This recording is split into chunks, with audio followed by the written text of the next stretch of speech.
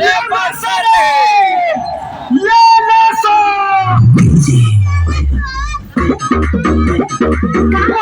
इवर बैगन नया नया बन के आई लपलपारी चटारा तू पकड़ारी लेवे के बाद लो अलग जो नया नया बन के आई लपलपारी गावे हमरा पे चटारा तू पकड़ारी इवर बैगन जवन पाले पसंद तन तमले जी देगे आवाज जान पर तुझले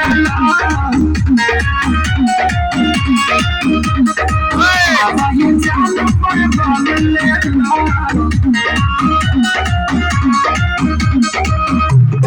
कैसे बा लमका की गोलका 3 रुपया अब बोल का 3 रुपया कहां से ले आई बड़ा लमका कोड़ारे में बोल का वो कोड़ारे में से हरदा करी लमका की गोलका लमका भरपूर अब बोल का वो भरपूर ई पाखी कैसे लमका की गोलका लमका छेदे के परी अब बोल का वो छेदे के परी जब दोनों छेदई के पड़ी बोल का लगा का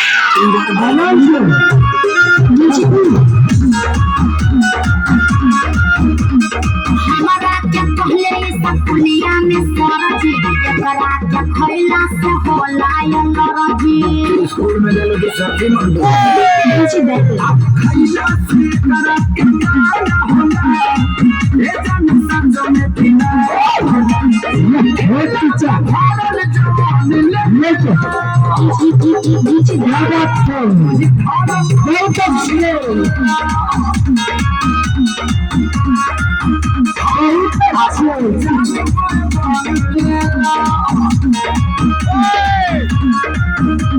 ई पाखी कहां लमका की गोलका लमका चूल्ही में गोलका वो चूल्ही में केना बन लमका की गोलका लमका और पापड़ छीले के पड़ेला अब गोलका तो मरो छीले के पड़ेला ई बने केना लमका की गोलका लमका मीसे के पड़ी अब गोलका वो मीसे के पड़ी टेस्ट कैसन रही लमका के की गोलका के लमका के सुपर अब गोलका के